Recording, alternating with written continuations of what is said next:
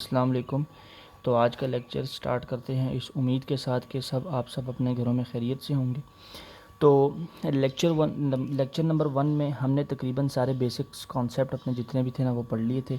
तो आज हम अपना लेक्चर नंबर 2 स्टार्ट कर रहे हैं और जो टॉपिक हमने आज डिस्कस करना है, आपको पता था कि हमने बताया था कि हमने 4 मेथड्स डिस्कस करने हैं डेप्रिसिएशन के हवाले से कि मुख्तलिफ़ स्टैंडर्ड्स के लोगों ने कहा कि जी डेप्रिसिएशन इस तरह से होनी चाहिए, कहीं ना कहीं इस तरह से होनी चाहिए। तो 4 मेथड्स जो है ना उन्होंने फिर बता दिए कि इस तरह आप जिससे भी करना चाहें तो आपके लिए वो ठीक है। अब जितनी भी फैक्ट्रीज़ चल रही हैं, जितनी भी कंपनीज चल रही हैं, वो अपने नॉन करंट एसेट को इन 4 मेथड्स में किसी एक के थ्रू डेप्रिशिएट करवा रही होती है। और वक्त के साथ आप इसको चेंज भी कर सकते हैं अगर आपको लग रहा हो कि ये ठीक नहीं है, कोई दूसरा कर लेना चाहिए।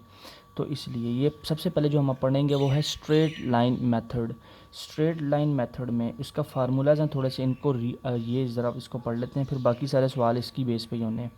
सबसे लिखी हुआ है कि डेप्रिसिएशन अमाउंट, वो वाली डेप्रिसिएशन एक्सपेंस, ठीक है। इसका फार्मूला क्या, कॉस्ट माइनस रेजिडुअल वैल्यू और यूज़फुल लाइफ। तो कॉस्ट क्या है, जितने की आपने ख़रीदी है। रेजिडुअल वैल्यू कौन सी है, जो कि आपने यूज़फुल लाइफ के बाद बेचनी है, जितने की बिकेगी। और यूज़फुल लाइफ जितने साल पे आपने उसको डेप्रिशिएट करवाना है। तो वैल्यूज़ पुट करेंगे तो आपके पास 1 साल की, 2 साल की, 3 साल की, जितने की भी निकालना चाह रहे हैं आपके पास ईजीली जो है ना वो अमाउंट निकल आएगी। दूसरा, हम 2 तरीके से जो है ना इस डेप्रिसिएशन एक्सपेंस निकाल सकते हैं बड़ी आसानी से। सबसे पहले तो इस फार्मूले के थ्रू निकाल सकते हैं। दूसरा ये है कॉस्ट मल्टीप्लाई बाय रेट, और रेट जो भी होगा वो हमेशा आपको परसेंटेज में गिवन होगा रेट। तो सिंपल, आपने जो कॉस्ट होगी जितने का आपने ख़रीदा होगा, रेट मल्टीप्लाई बाय जितने भी उसको उसने क्वेश्चन में रेट दिया होगा, आपने उसके साथ उसको मल्टीप्लाई करना है। तो आपके पास उस साल की डेप्रिसिएशन एक्सपेंस आ जाएगा। और बाकी आपने रेट किस तरह से फाइंड करना है, तो वो आप रेट इस तरह से भी फाइंड कर सकते हैं, डेप्रिशिएबल अमाउंट और cost multiply by useful life. ये थर्ड मेथड, मतलब तीसरा फार्मूला है रेट निकालने के लिए। अगर आपको ये सारी चीज़ें गिवन है तो आप ये लगाने की बजाय ये वाला लगा के इधर से रेट निकालें और इसको यहाँ पुट करके फिर यहाँ डायरेक्टली कर लें, जिस तरह आपको बेहतर लगता है, जो सा फार्मूला आपको बेहतर लगता है आप यूज़ करें। अगर आपको सिर्फ यूज़फुल लाइफ गिवन है क्वेश्चन के अंदर, बाकी कुछ भी नहीं गिवन, ना डिजिटल वैल्यू भी गिवन नहीं है, कुछ और भी गिवन नहीं है, आप 1 डिवाइडेड बाई यूज़फुल लाइफ करें, जो आंसर आएगा वो आपके पास रेट होगा। और रेट को सिंपल यहाँ पुट करके फिर आप कॉस्ट के साथ मल्टीप्लाई करते जाएं, और उस साल का जितने भी महीनों का आप निकालना चाहेंगे डेप्रिसिएशन एक्सपेंस, वो आपके पास निकलता जाएगा बारी बारी करके। तो ये 4 फार्मूलाज हैं, ये वाले 1 2 3 और 4। असल में ये 2 फार्मूलाज हैं, ये वाले 2। ये तो रेट निकालने के लिए ना, रेट निकालने के लिए असल में तो 2 हैं कि रेट अगर गिवन हो तो इस तरह सॉल्व करना है, और अगर ये तीनों चीज़ें गिवन हो तो फिर इस तरह से सॉल्व करना है। तो हम टाइम ज़ाया किए बगैर क्वेश्चन नंबर 1 को देखते हैं और उसको सॉल्व करने की कोशिश करते हैं। क्वेश्चन नंबर 1 क्या कहता है कि हमने एक व्हीकल था जो हमने ख़रीदी 1 लाख रुपए की, और उसकी कॉस्ट क्या थी, 1 लाख रुपए, जो कि हमने ख़रीदी। अपना एक व्हीकल कोई से भी ख़रीद लिया होगा, और हमने अंदाज़ा लगाया, हमने कहा कि यूज़फुल लाइफ इसकी 4 साल है। हमने कहा कि हमने इसको 4 साल इस्तेमाल करना है। कितने, 4 साल इस्तेमाल करना है, क्योंकि यूज़फुल लाइफ आपको पता है ना, हमने खुद एस्टिमेट करनी है, जिसका नॉन करंट एसेट होगा। याद रखिएगा, डेप्रिसिएशन हमेशा करंट एसेट के ऊपर कभी भी चार्ज नहीं होती, हमेशा नॉन करंट के ऊपर चार्ज होगी, वो चीज़ जो हमें 1 साल से ज़्यादा का फ़ायदा दे। तो हमने एस्टिमेट लगाया कि 4 साल इसकी यूज़फुल लाइफ है, हमने इसको 4 साल पर डेप्रिशिएट करवाना है। और रेजिडुअल वैल्यू 10,000 रुपये आ गई। हमने कहा कि 4 साल बाद जब हम इसको बेचेंगे तो ये 10,000 की कम से कम ये व्हीकल बिक जाएगी। तो रेजिडुअल वैल्यू मैंने रख ली 10,000, और ये कॉस्ट हमारी थी 1 लाख, और यूज़फुल लाइफ थी 4 साल, ठीक है। अब उसने कहा ये ख़रीदी कब, बॉट ऑन 1 जनवरी 2018। तो जनवरी के स्टार्ट में 2018 में हमने ख़रीदी, और ईयर एंड, अब ईयर एंड जो है ना वो हमारे पास क्या है, वो है 31 दिसंबर 2022। मतलब कि टोटल जो है ना 18 19 20 21 22, तकरीबन ये 5 साल बनते हैं। तो ठीक है, तो यूज़फुल लाइफ तो हमारे पास इसको ना 5 साल कर लेते हैं, ठीक है, 5 साल कर लेते हैं, ये लें, ठीक है। लेकिन आपको पता है ना कि ये यूज़फुल लाइफ है, ये इकोनॉमिक लाइफ से कम ही होगी। अगर ये इसको हम 5 साल में डेप्रिशिएट करवा रहे हैं तो इकोनॉमिक लाइफ कम से कम 6 7 8 साल 10 20 साल होगी, इससे ज़्यादा ही होगी वो। तो हमने इसको 5 साल पर डेप्रिशिएट करवाना है। अब इस फार्मूले में इस व्हीकल को हमने 5 साल पे डेप्रिशिएट करवाना है। रिक्वायर्ड क्या है, find depreciation for the all the 5 years, के 5 साल की डेप्रिसिएशन आपने निकालनी है। तो सिंपल सा मेथड हम फार्मूला लगाएंगे अब, डेप्रिसिएशन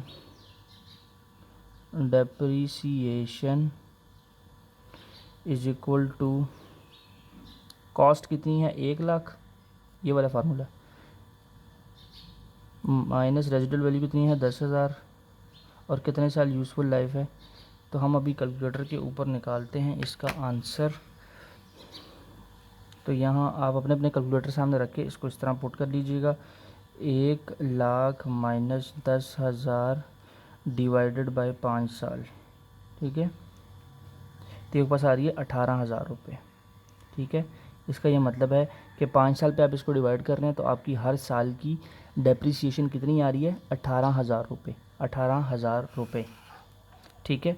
तो ये देखें, सबसे पहले डेप्रिसिएशन एक्सपेंस पहले साल का कितना आ रहा है 18,000 रुपये,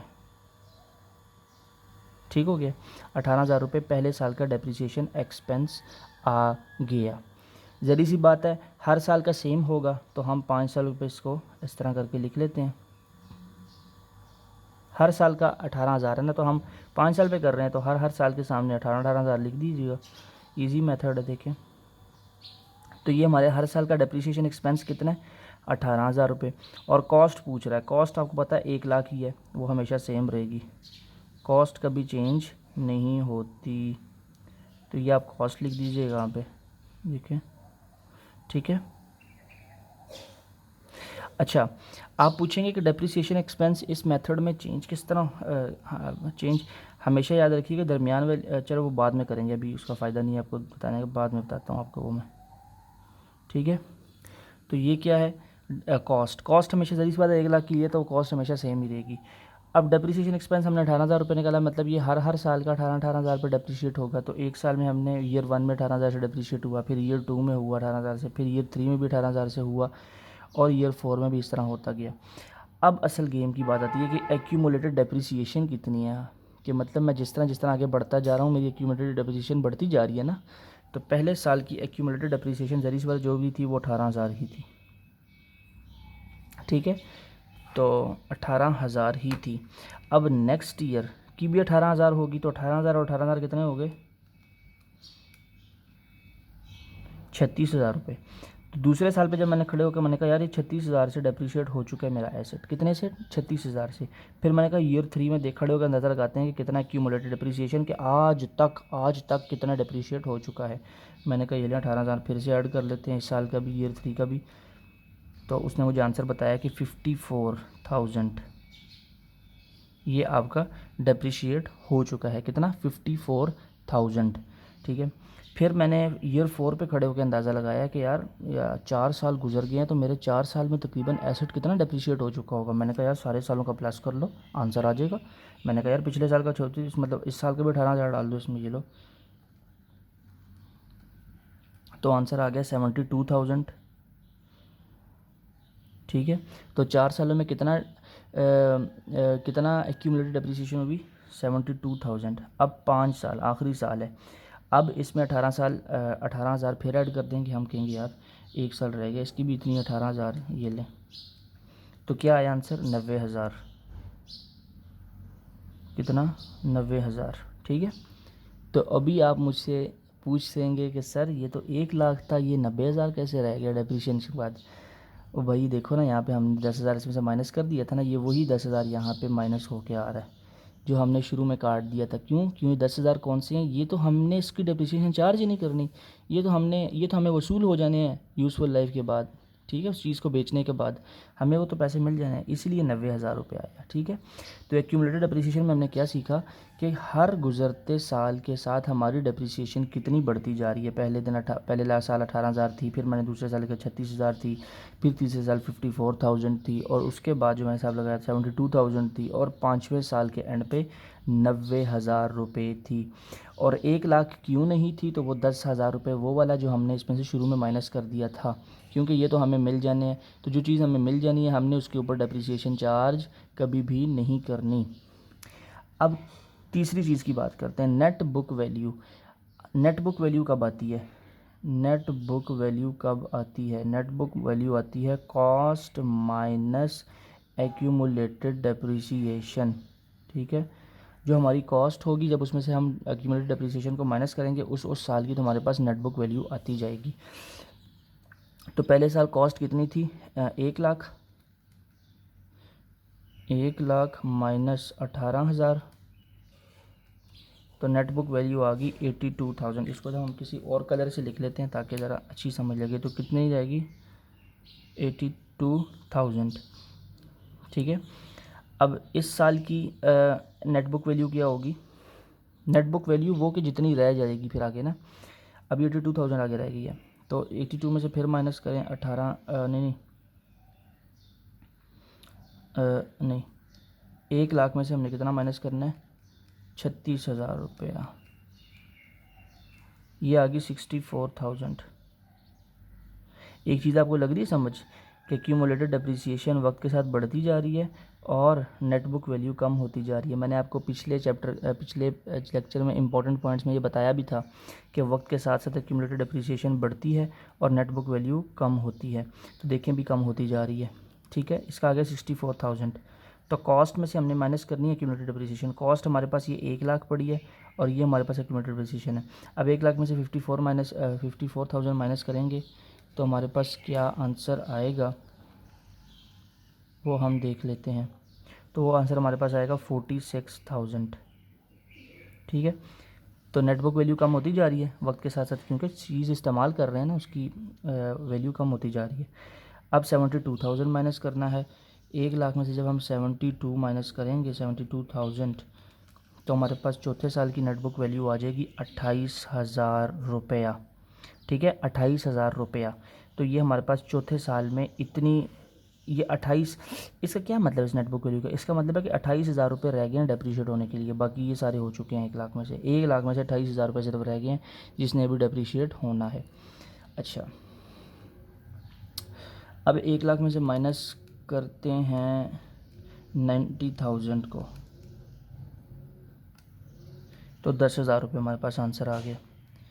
अब मैं आपको बताऊंगा जो मैंने पिछले लेक्चर में आपको इम्पोर्टेंट पॉइंट समझाया था कि यूज़फुल लाइफ के एंड पे जो नेट बुक वैल्यू हमारे पास हमेशा निकलती है वो हमेशा रेजिडुअल वैल्यू के इक्वल होती है। ऐसा हो रहा है कि नहीं हो रहा? अगर यहाँ पे रेजिडुअल वैल्यू 0 होती ना तो यहाँ भी आंसर 0 आता। अगर यहाँ 20,000 होती तो यहाँ भी 20,000 रुपये आना थे। तो net book value useful life के एंड पे जो नेट बुक वैल्यू आएगी वो हमेशा रेजिडुअल वैल्यू के इक्वल होगी। तो ये सिंपल सा क्वेश्चन था कि इसको हमने किस तरह से डेप्रीशिएट करवाना है। मैंने टेबल बना के आपको बहुत इजी मेथड से समझाया है ताकि आपको समझ लग जाए। तो ये 5 साल पे हमने इसको डेप्रीशिएट बड़ी इजीली करवा दिया। ठीक है, तो क्वेश्चन नंबर अब 2 देखते हैं कि क्वेश्चन नंबर 2 किस तरह से होगा। ठीक है, तो क्वेश्चन नंबर 2 देखते हैं। उसने कहा जी, एक तो हमने इस मेथड से कर लिया ना, मैं आपको दोनों मेथड से 2 क्वेश्चन करवा दूंगा। इस मेथड से हमने कर लिया एक सवाल, अब हम इस मेथड से करेंगे। अगर इस मेथड से सवाल आ जाए उसको किस तरह करना है, तो ये देखें, कॉस्ट ऑफ एसेट के कोई सा भी एसेट ख़रीदा उसने 2 लाख रुपए का और रेट उसका गिवन था 25%। ठीक है, कि 25% से डेप्रीशिएट हो रही है। तो एसेट इज़ बॉट ऑन 1 मार्च 2016। ठीक है, कब ख़रीदा? 1 मार्च 2016 को। और ईयर एंड कब हो रहा है? 31 दिसंबर। मतलब कोई भी जो भी हमारा अकाउंटिंग पीरियड है वो 31 दिसंबर को एंड हो रहा है। और find net book value at the end of 2020। तो 2020 के एंड पे हमने ये वाली नेट बुक वैल्यू इसके लिए फाइंड करनी है। तो कितने साल हो जाएंगे? अगर 2016 में ख़रीदा है तो 2016 1, 2017 2, 18 और 19 और 20, तो ये टोटल कितने साल हो जाएंगे? 5 साल हमारे पास हो जाएंगे कि 2020 के एंड पे हमने बतानी है। तो यूज़फुल लाइफ कितनी है? 5 साल। इसको हमने 5 साल पर डेप्रीशिएट करवाना है। तो ईयर मैंने बना ली है 5 साल के। ठीक है, तो अब इसको हम सीखते हैं कि डेप्रीशिएट ये किस तरह से होगी। तो सबसे पहले साल की कितनी कॉस्ट कितनी है? 2 लाख रुपया मल्टीप्लाई बाय 25%। लेकिन एक बात याद रखिएगा कि जो हमने 2016 में चीज़ ख़रीदी है वो कितने महीने हमसे रेलिवेंट है? 1 मार्च से जनवरी फरवरी निकाल देंगे, पीछे कितने महीने रह जाएंगे? 10 महीने। इसका मतलब है कि 10 महीने वो हमसे रेलिवेंट है। ठीक है, हमसे 10 महीने रेलिवेंट है, 2 महीने हमने उसको यूज़ ही नहीं किया। तो जितने महीने होंगे वो आपने उस हिसाब से कर देना है। अब 10 महीने डिवाइडेड बाई 12, क्योंकि हमने इसको ईयरली में कन्वर्ट करना है। तो अब हम इसकी कैलकुलेशन करेंगे तो आएगा 2 लाख मल्टीप्लाई बाय 25% और मल्टीप्लाई बाय 10 डिवाइडेड बाय 12।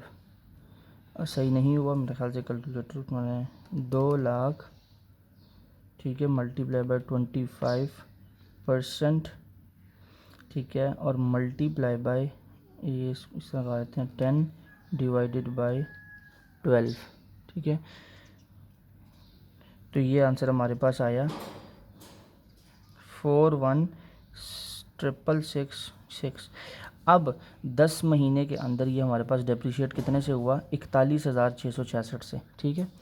अब हम अगले साल के लिए देखते हैं। अगले साल पे भी ये आपने यही अमाउंट लगानी है, ठीक है। तो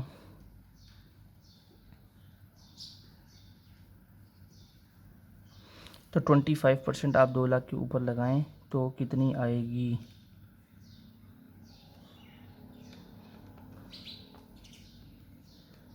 ये आएगी 50,000 रुपये। कितनी, 50,000 रुपये। इसी तरह नेक्स्ट ईयर के लिए भी आप करें इसको, इसी तरह 2 लाख से मल्टीप्लाई बाय 25% तो बस 50,000 आ जाएगा, ठीक है। इसी तरह ईयर 5 के लिए भी करें इसको, मल्टीप्लाई बाय 25% तो यह आपको हो जाएगा 50,000 रुपया, ठीक है। और इसी तरह इसको यहाँ से भी माइनस करें, 2 लाख मल्टीप्लाई बाय 25%। अच्छा, यहाँ पे आपने सोच रहे होंगे कि मैंने 10/12 क्यों किया, बाकियों में क्यों नहीं किया, क्योंकि यहाँ पे हमारे साथ रेलिवेंट सिर्फ 10 महीने थे, बाकियों में हमारे से पूरा साल रेलिवेंट है। तो मल्टीप्लाई बाय 1 करूँ या ना करूँ एक ही बात होती है ना। तो महीने जितने भी होंगे वो आपने इस तरह से सॉल्व करना है फिर उसको। तो ये भी 50,000 से हमारे पास आ जाएगा, ठीक है। तो इस तरह से आपने इसको डेप्रिशिएट करवाना है। ये जिस तरह मैंने इस क्वेश्चन में किया है इसको सॉल्व, तो इस तरह से आप इसको मल्टीप्लाई बाय 25% करते जाएंगे तो आपके पास आंसर जो भी है ना वो आते जाएंगे। तो इंशाल्लाह इसको आप प्रैक्टिस करें घर के अंदर तो आपको समझ लग जाएगी। तो आप आज के इतना ही, उम्मीद कर चलें एंड पे करते हैं फिर।